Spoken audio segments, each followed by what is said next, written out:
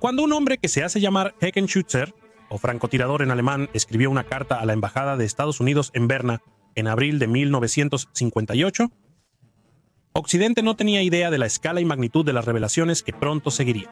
El misterioso escritor insistió en que solo trataría con el director del FBI, J. Edgar Hoover. Desde el principio, la relación entre el espía y el jefe de espías se construyó sobre una mentira. La CIA se hizo cargo de la operación todo el tiempo haciéndose pasar por la oficina. La agencia pronto se dio cuenta de que su informante no era solo otro espía. Dedujeron que era un miembro de alto rango de la inteligencia polaca, con acceso a un nivel sin precedentes de información soviética de alto secreto. Con el paso del tiempo, el agente Sniper se convirtió posiblemente en el activo más valioso que tenía el Oeste durante la fase inicial a media de la Guerra Fría. El agente Sniper expuso a 1.693 espías comunistas, agentes e informantes que operaban de manera encubierta dentro del aparato de la inteligencia occidental. Detrás de la máscara del agente Sniper estaba el coronel Mikhail Golyanevsky. Era una figura compleja y un experto en compartimentar sus múltiples identidades. Sin embargo, su historia no es solo de espionaje audaz, también es una historia de engaño, paranoia y una extraña caída en la ilusión. El país por el que arriesgó todo explotó sus defectos. La CIA lo llevó tan lejos por la madriguera del conejo que finalmente perdió la razón. Esta es la historia de Mikhail Golyanevsky, el espía que fue dejado en el frío.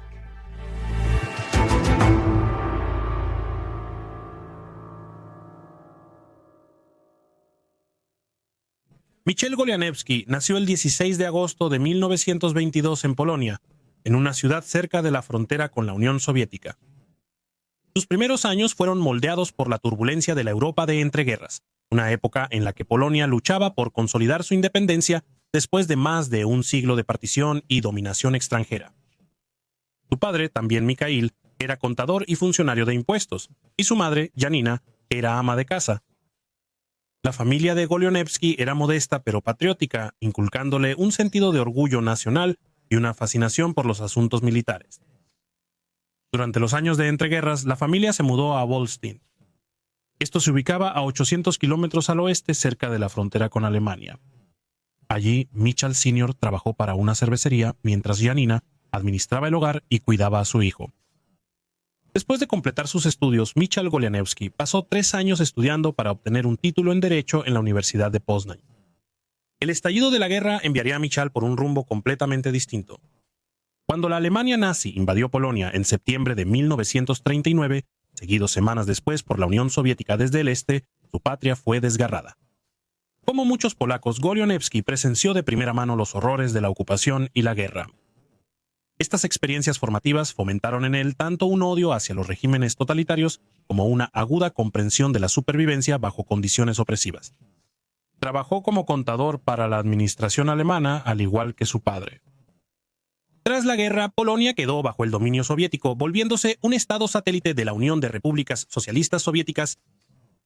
Golyanevsky se adaptó a esta nueva realidad con aparente facilidad, solicitando la membresía en el Partido de Obras Polaco e iniciando modestamente en la inteligencia polaca en 1945 trabajando como centinela.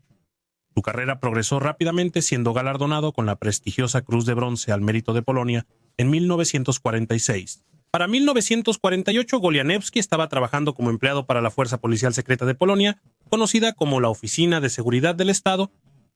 Esta organización operaba bajo el paraguas del Ministerio de Seguridad Pública de Polonia o Ministerio de Seguridad Pública. La Oficina de Seguridad del Estado como policía secreta era particularmente notoria por su papel en la represión de la disidencia y la erradicación de los enemigos del régimen comunista. Golyanevsky rápidamente se distinguió como un oficial inteligente y ingenioso, obteniendo promociones que lo acercaron al funcionamiento interno del aparato de inteligencia de Polonia. En los 50 siguió subiendo de rango en el Ministerio de Seguridad Pública. El 1 de junio de 1953, momento en el que ya había alcanzado el rango de mayor, fue nombrado jefe del Departamento 9 de la rama de contrainteligencia, encargada de supervisar las operaciones de espionaje en el extranjero. Su trabajo requería que se coordinara estrechamente con agencias de inteligencia soviéticas, como el KGB y el Dirección Principal de Inteligencias. Luego de su asignación a Varsovia, se convirtió en el hombre de confianza del KGB para controlar a sus colegas de la Oficina de Seguridad del Estado. Polonia, siendo un estado satélite y no parte integral de la Unión Soviética, nunca fue totalmente confiable para sus líderes comunistas. El KGB quería mantener un ojo en la Oficina de Seguridad del Estado para asegurarse de que sus miembros seguían la línea del partido. Así, Mikhail Golianevsky ejercía poder y tenía acceso a secretos de alto nivel no solo en su propio país, sino también en la Unión Soviética. Aunque permaneció externamente leal a la causa comunista, las experiencias de Golianevsky a lo largo de su carrera comenzaron a sembrar semillas de dudas sobre el sistema al que servía. Su trabajo le requería viajar no solo por Polonia, Alemania Oriental y la Unión Soviética, sino también hacia el oeste. Fue allí donde presenció el marcado contraste entre el comunismo del bloque oriental y la democracia occidental. De vuelta en casa, en Polonia, observó de primera mano cómo la dominación soviética sofocaba la soberanía polaca y cómo las purgas ideológicas destruían vidas sin piedad. A pesar de estas dudas, la carrera de Golianevsky continuó en su trayectoria ascendente. Para 1955 había alcanzado el rango de teniente coronel y se había convertido en el subdirector de contrainteligencia militar para Polonia. Luego tuvo acceso a algunos de los secretos más sensibles del bloque del Este.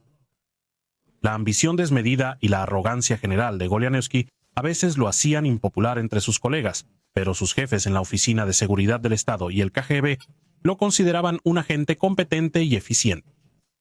Su papel exigía una lealtad absoluta, pero bajo su fachada exterior de conformidad, Golianevsky albergaba un secreto peligroso. Ya no creía en el sistema que se había comprometido a defender.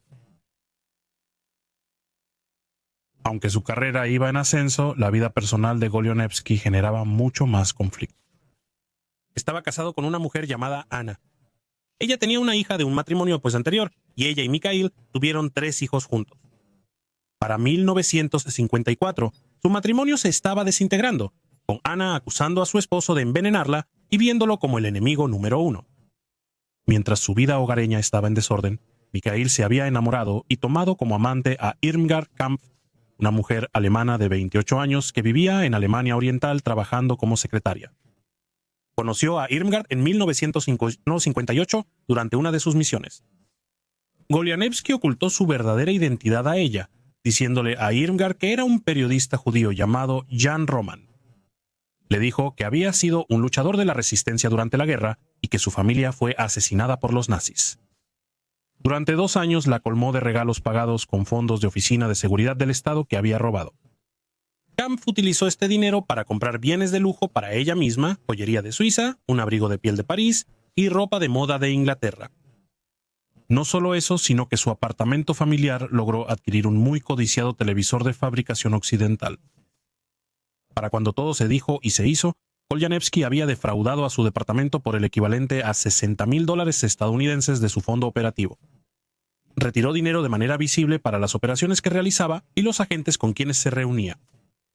En realidad, estaba usando el dinero en su amante, sin darse cuenta de que sus actos de afecto y su desfalco desenfrenado pronto atraerían la atención de sus superiores. A medida que su relación se desarrollaba, Golianevsky reveló a Kampf que el nombre por el que ella lo conocía era solo un seudónimo que usaba mientras trabajaba en la clandestinidad contra los fascistas alemanes. Luego le dijo que su verdadero nombre era Roman Tarnowski, lo cual por supuesto también era falso. En realidad era su nombre de cobertura principal que utilizaba para las operaciones de Oficina de Seguridad del Estado. Golianevsky también había prometido casarse con Kampf, ocultándole que ya estaba casado y tenía 3 hijos.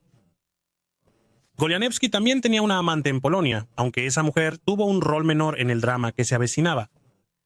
Estaba claro que era Irmgard Kampf quien tenía el corazón de Golianevsky.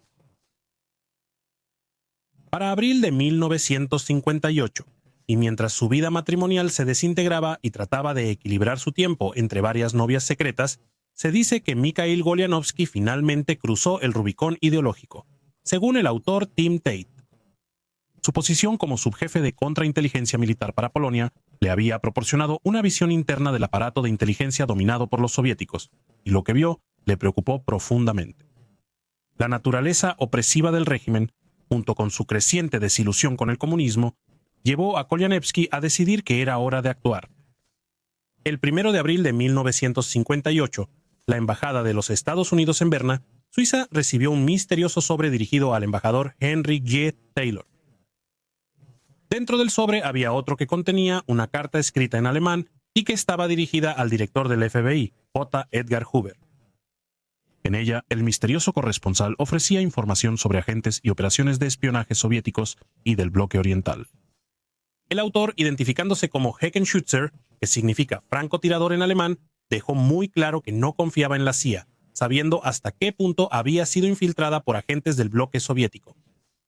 Estipuló que la CIA debería ser totalmente excluida de cualquier relación entre la fuente y el FBI.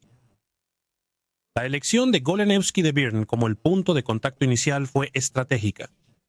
A pesar de que la inteligencia estadounidense veía la capital suiza como un remanso poco prometedor en la Guerra Fría con Moscú, Goleanewski sabía que Moscú había infiltrado espías en todos los departamentos del gobierno de los Estados Unidos, excepto en el FBI. La carta se envió desde Praga. No contenía huellas dactilares, lo que sugería que el autor había usado guantes, y los papeles no tenían marcas identificativas que pudieran haber ayudado a los analistas a descubrir quién lo había preparado. La reacción inmediata en Occidente fue cautelosa y escéptica. El embajador Taylor, inexperto en asuntos de inteligencia, se apegó al protocolo, pero en violación directa de los términos de compromiso establecidos en la carta. Envió la carta al jefe de la estación de la CIA en Berna. Al inquilino Pete Bagley inicialmente no le impresionó la carta. También, siguiendo el protocolo, envió la carta a la principal estación operativa de la CIA en Berlín. Allí fue archivada por Ted Shackley con el argumento de que estaba escrita en una forma incomprensible de doble sentido.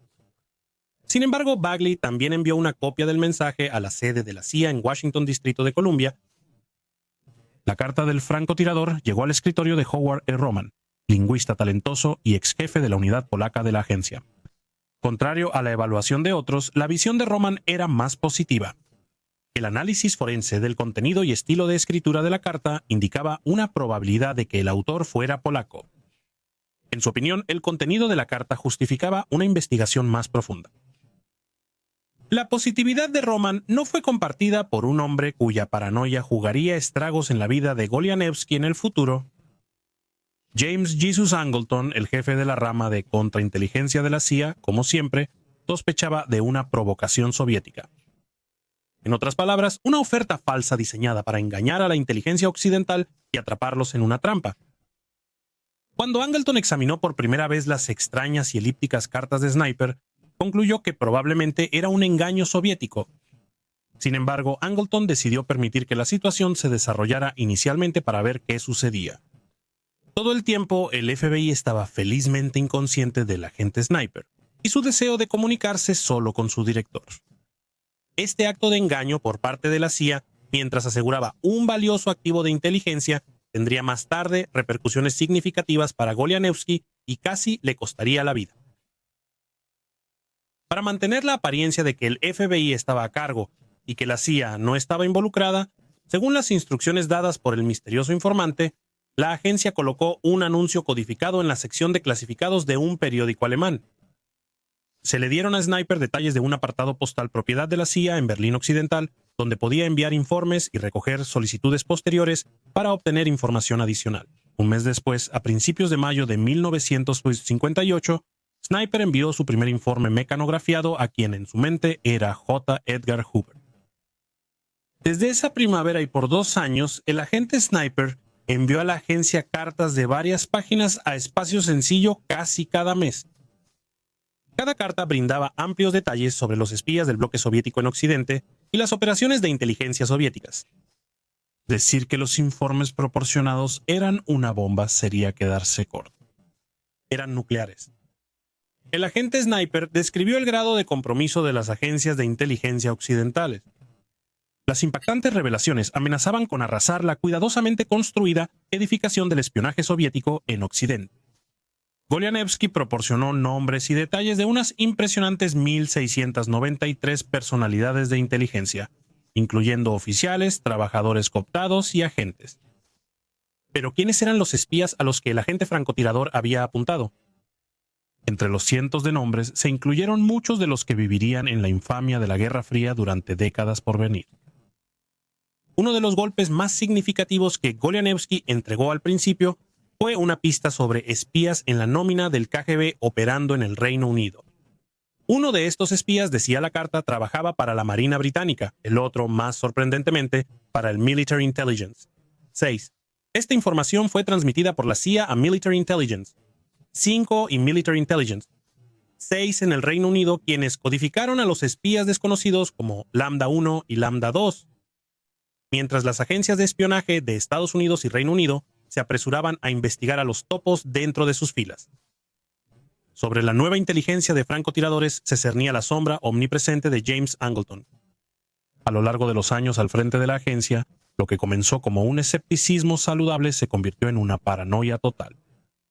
Angleton alimentó una profunda creencia de que el KGB había infiltrado exitosamente la CIA en los niveles más altos, una convicción que alimentó sus incansables cacerías de topos y fomentó un clima de sospecha que paralizó la agencia durante años.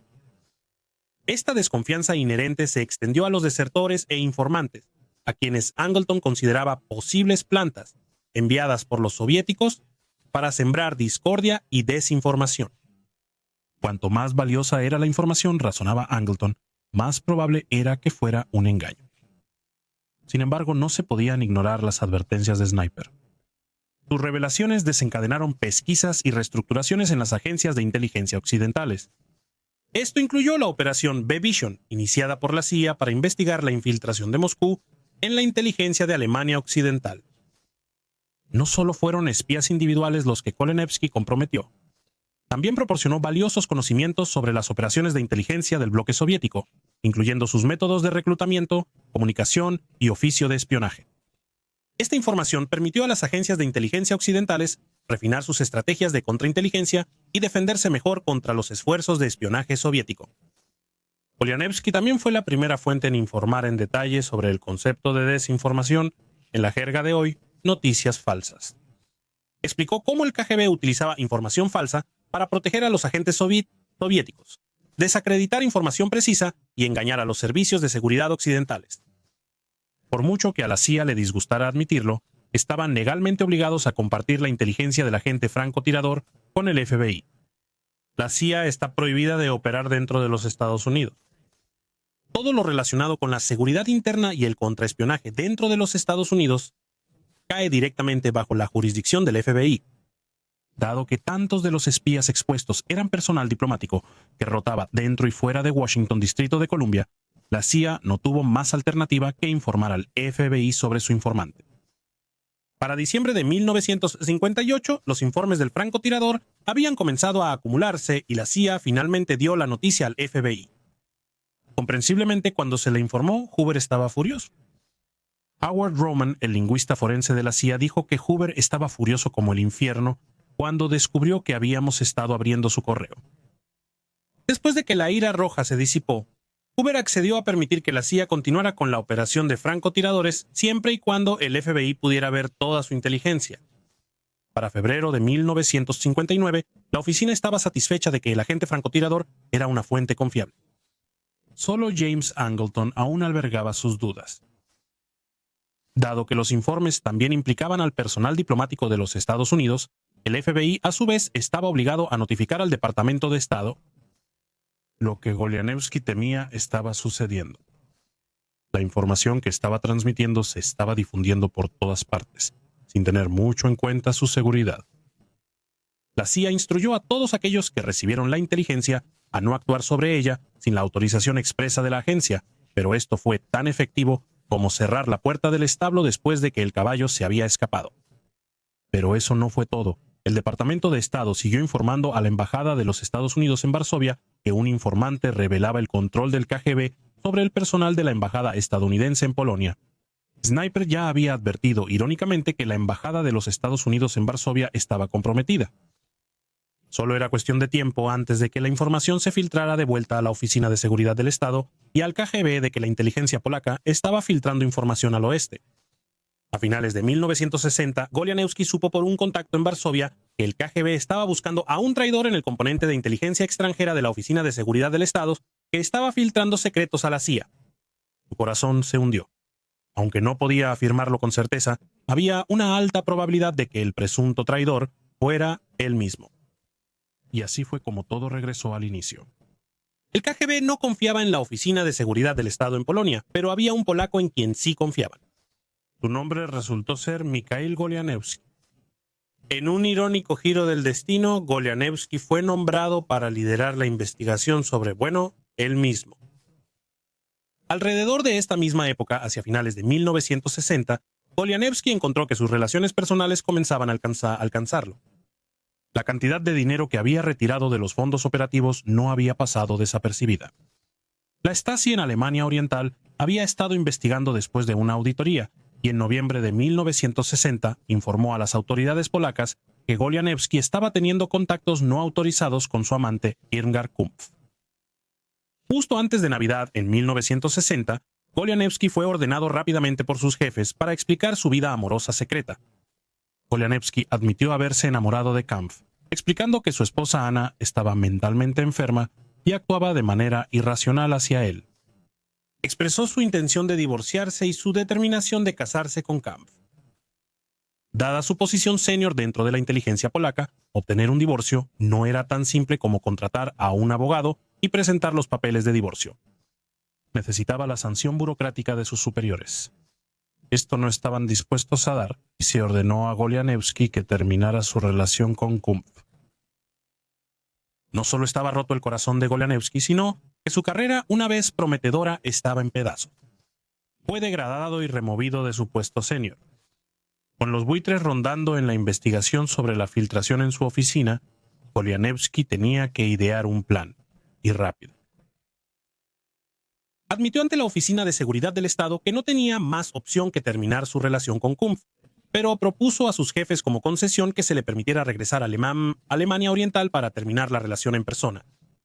La Oficina de Seguridad del Estado finalmente accedió, pero solo con la condición de que Golianevsky aproveche la oportunidad mientras esté en Alemania Oriental para atar cabos sueltos con sus agentes e informantes locales.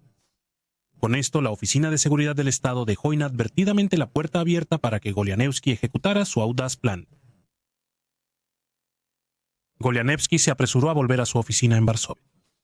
Agarrando su miniatura de cámara Minox que la CIA le había proporcionado algunos meses antes, fotografió todos los documentos restantes en su posesión.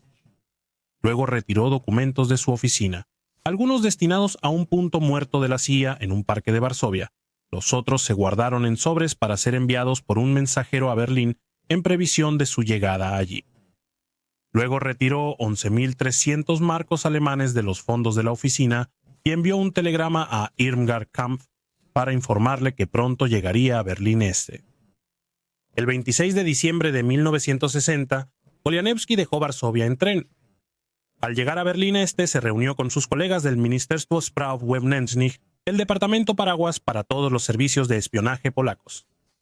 Solicitó más fondos para su viaje y se los otorgaron.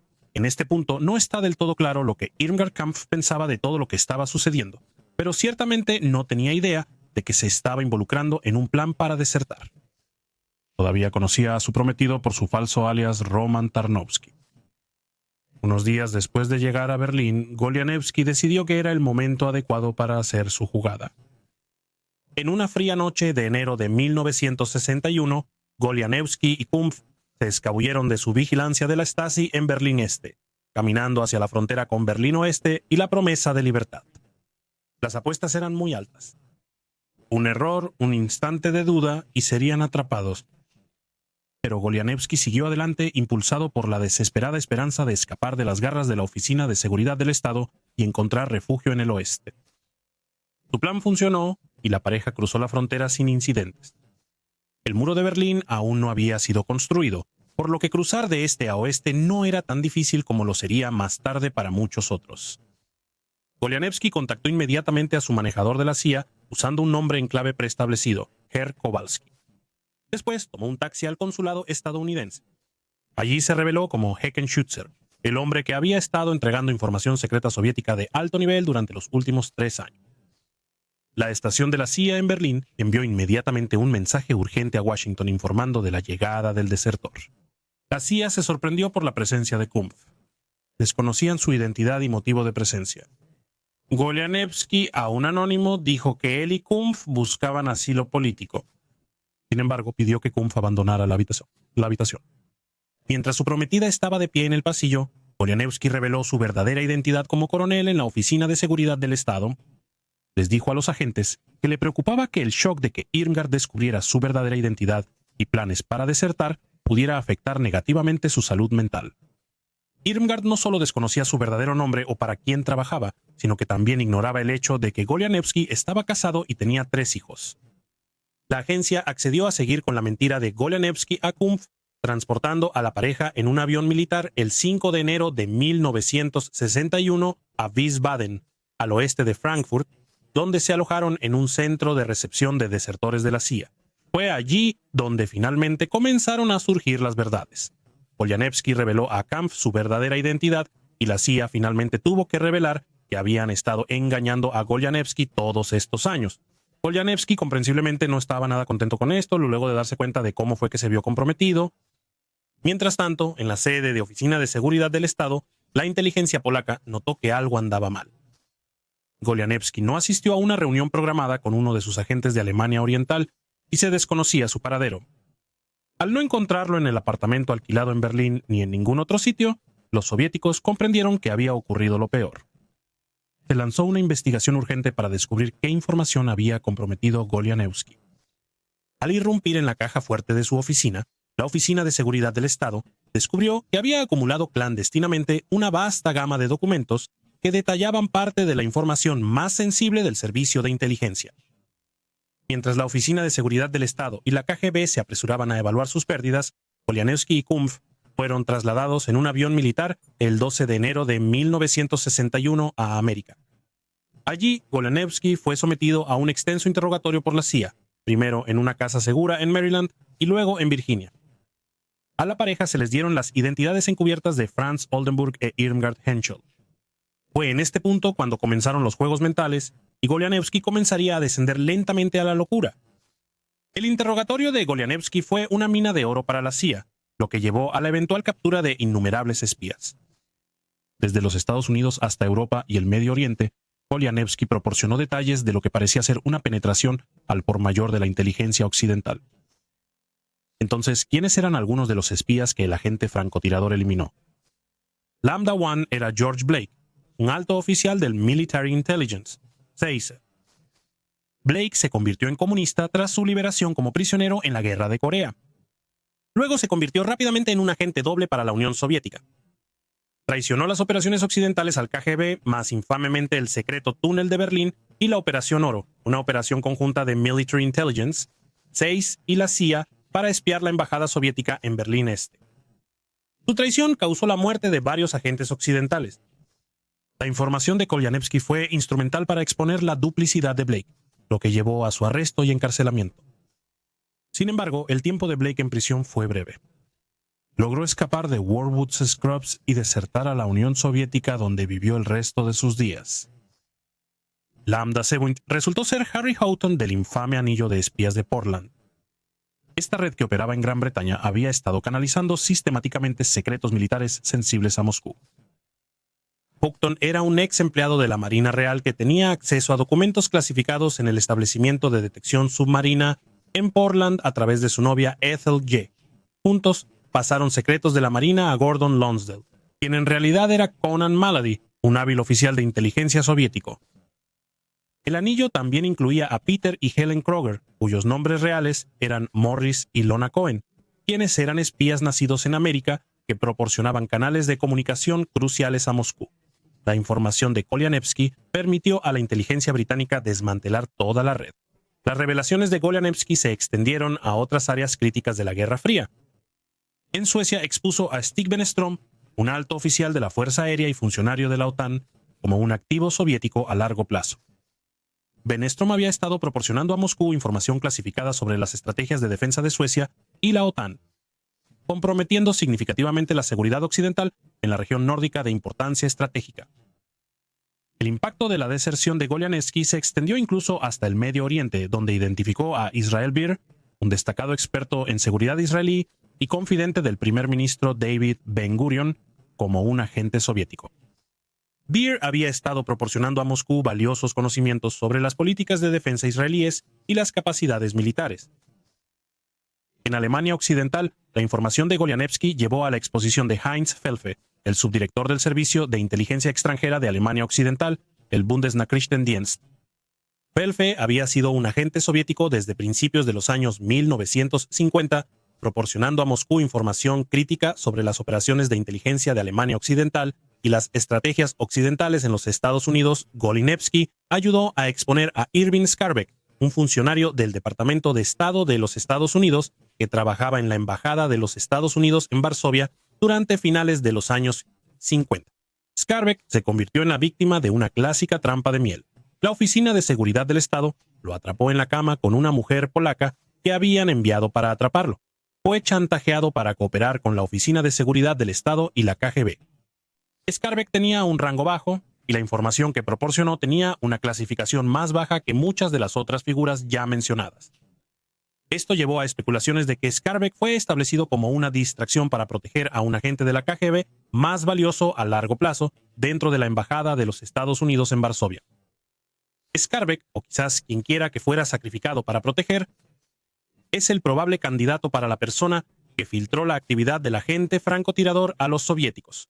Uno podría pensar que la CIA se habría esforzado al máximo para acomodar a su nuevo desertor, para tranquilizar su mente y hacer todo lo posible para hacerle sentir bienvenido en su nuevo hogar, los Estados Unidos. Después de todo, Golinevsky había arriesgado su vida todos los días durante los últimos 3 años y no había pedido nada a cambio más que un refugio seguro. Pero no iba a ser así. La CIA cambiaba constantemente entre usar su nombre real y sus 2 identidades alternativas. Esto desestabilizó la ya precaria salud psicológica y mental de Golinevsky. Algunos dicen que esto fue hecho intencionalmente por la CIA en un intento de reclamar superioridad psicológica sobre su agente. Cualquiera que haya sido la razón, los juegos mentales estaban sentando las bases para una futura crisis de identidad. No solo la CIA estaba afectando la psique de Golinevsky, sino que también tenía que preocuparse por aquellos en Polonia y la Unión Soviética que lo estaban buscando activamente. En abril de 1961, un tribunal militar en Varsovia juzgó a Golinevsky en ausencia y lo condenó a muerte. Tras el juicio, la Oficina de Seguridad del Estado lanzó la Operación Teletechnik, con varios agentes encargados de rastrear a Golinevsky y ejecutar su sentencia. Los soviéticos y sus satélites tenían una historia de enviar asesinos para llevar a cabo sentencias de muerte sancionadas por la corte, y Golinevsky era muy consciente de esto. El mal manejo por parte de la CIA de posiblemente su agente más valioso también fue impulsado en parte por James Angleton, el eterno escéptico de Golinevsky. Al amanecer de 1963, la desconfianza de Angleton hacia Golinevsky había llegado a su máximo. Angleton estaba comiendo de la mano de otro desertor soviético, Anatoly Golitsyn. Un oficial de la KGB de la Embajada de la Unión Soviética en Helsinki, Golitsyn desertó al oeste alrededor del mismo tiempo que Golinevsky a finales de 1961. Desde el principio, se le reconoció como un exagerador de hechos, afirmando haber sido informado personalmente por Stalin en 1952 y que tenía acceso a inteligencia de alto grado. Resultó que tenía poco en términos de cualquier información valiosa para compartir. Lo que sí reveló fue completamente inventado o información que aprendió de otras fuentes como Golinevsky y simplemente repitió. Le contó a James Angleton sobre el llamado complot monstruoso, que era un supuesto plan soviético para paralizar la inteligencia occidental, enviando desertores falsos para difundir desinformación. Golitsyn dijo que Golinevsky era una provocación soviética, un señuelo diseñado para engañar. Golitsyn dijo que él mismo, convenientemente, era el único verdadero desertor que actuaba en interés del oeste. Por razones desconocidas, Angleton se tragó todo esto, permitiendo una excepción a su habitual escepticismo paranoico en el caso de Golitsyn. Lamentablemente, Angleton había apostado al caballo equivocado. Golitsyn era, en el mejor de los casos, un individuo egocéntrico y un fraude. En el peor de los casos, y lo que es posible, es que en realidad estuvo actuando en nombre del KGB todo el tiempo. Para mediados o finales de 1963, la operación Golinevsky se estaba desmoronando mientras James Angleton comía de la palma de su nuevo desertor favorito, Golitsyn. La euforia inicial por la deserción de Golinevsky pronto dio paso a una realidad más oscura. Con el paso del tiempo, Golinevsky percibió un cambio en la actitud de la CIA hacia él. Su solicitud de ciudadanía estadounidense se estancó, se le mantuvo en un entorno cada vez más aislado y el progreso de las investigaciones sobre su caso se ralentizó. Sus solicitudes para reunirse con el director de la CIA, John McCone, fueron denegadas, y la CIA incumplió su acuerdo de pagarle y protegerle. Todo esto llevaría a una crisis de salud mental y a una extraña afirmación de Golianevsky que sellaría su destino a los ojos de la CIA. Poco después de desertar, Golianevsky había comenzado a hacer comentarios e insinuar que descendía de la realeza. Más específicamente, comenzó a decir que era un Romanov, la familia imperial rusa que fue depuesta por los bolcheviques en la Revolución Rusa de 1917. Durante la matanza, el zar Nicolás II, junto con 17 de sus familiares, fueron ejecutados en un solo día. Muchos otros parientes de la dinastía Romanov también perderían sus vidas. Desde entonces han surgido docenas de pretendientes que afirman ser el heredero del trono imperial ruso y la considerable fortuna de los Romanov que fue escondida en el oeste por el zar Nicolás II. Con su relación con sus manejadores de la CIA en pedazos y sintiéndose agraviado y traicionado, Golianevsky apostó todo a esta afirmación. Se declaró a sí mismo como Alexei Romanov, el hijo sobreviviente del último zar de Rusia y heredero al trono. Utilizó este nombre al solicitar la ciudadanía estadounidense y cuando se casó con Ermgard en los Estados Unidos, su afirmación tuvo peso para algunos, siendo su matrimonio con Ermgard facilitado por el obispo más senior de la Iglesia Ortodoxa rusa en los Estados Unidos.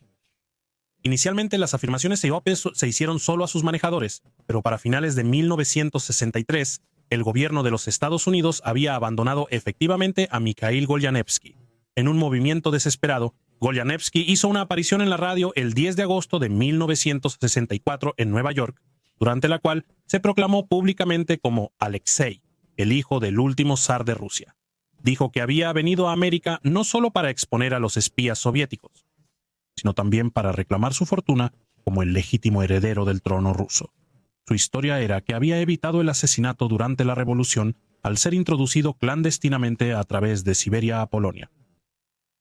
El revuelo por las declaraciones de Zorovich en Estados Unidos estaba en su apogeo y los medios se regocijaban con la sensacional historia. El 12 de septiembre de 1964, Guy Richards anunció la reclamación de Golianevsky en el New York Journal American. Parecía que en esta etapa Golianevsky se había convencido absolutamente de que él era de hecho Alexei Romanov. Cuando él y Irmgard Kampf tuvieron una hija, la llamaron Tatiana Romanov. Parece que quizás una combinación de codicia y locura fue la motivación de Golianevsky para afirmar ser el Zorovich. Golianevsky era un hombre acostumbrado a vivir múltiples vidas. Desde su vida personal hasta su vida profesional, tenía docenas de compartimentos en los que encajaba sus diversas identidades, quizás una combinación de su propia salud mental inestable y ser empujado por el maltrato de la CIA, lo llevó a hacer su afirmación más salvaje de ser el heredero del trono ruso. No pasó mucho tiempo antes de que la sensación se desvaneciera y la afirmación de Golianevsky fuera desacreditada después de una llamarada de cobertura mediática a mediados de los años 60. Golianevsky volvió a caer en casi total oscuridad. Había algunas personas que no olvidarían tan fácilmente al excéntrico desertor polaco. La Oficina de Seguridad del Estado todavía estaba en medio de su operación de 10 años para encontrar y neutralizar a Golianevsky. Se llevó a cabo una elaborada operación de vigilancia sobre Golianevsky donde vivía en las Torres de Plata, un bloque de apartamentos de la Reina en la ciudad de Nueva York. Para 1968, la Oficina de Seguridad del Estado había logrado mapear su apartamento y sus alrededores, lo cual fue enviado de vuelta a Varsovia. Aunque Golianevsky no estaba precisamente al tanto de estos detalles, sin duda asumió que estaba siendo vigilado y que había una buena posibilidad de que pudiera encontrar un final prematuro a manos de un asesino de la Oficina de Seguridad del Estado o la KGB. Esto también debe haber contribuido a su inestable salud mental. A partir de ese punto, su vida se convirtió en una compleja red de batallas legales, teorías de conspiración y marginación. Durante muchos años, Golianevsky centró sus esfuerzos en vindicarse a sí mismo y desafiar la narrativa en torno a su deserción. Contrató a un abogado en diciembre de 1965 e hizo esfuerzos para obligar al Congreso de los Estados Unidos a investigar su maltrato a manos de la CIA. Escribió numerosas cartas a funcionarios del gobierno detallando sus quejas contra la CIA. A partir de 1974, comenzó a publicar un boletín mensual llamado Double Eagle, que era un medio para sus afirmaciones extravagantes y la propagación de teorías de conspiración. Golianevsky murió en julio de 1993 en el Hospital Lenox Hill de Nueva York tras una breve enfermedad. Su muerte recibió mínima atención, con solo una pequeña esquela pagada en el New York Times. La hija de Golianevsky, Tatiana Romanov, desde entonces ha cambiado su nombre y vive en Nueva York. Nunca ha hablado sobre su padre, rechazando hablar con el autor Tim Tate. La vida de Mikhail Golianevsky es un conmovedor ejemplo del costo humano de la Guerra Fría. Un espía brillante y valiente fue impulsado por la convicción ideológica para servir al oeste y la democracia occidental. Sin embargo, su historia de vida fue socavada por sus propios defectos personales y las mismas organizaciones a las que buscaba ayudar.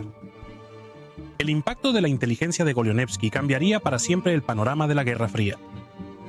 No se puede negar que lo que reveló al oeste lo marca como uno de los desertores más valiosos que jamás haya salido del frío.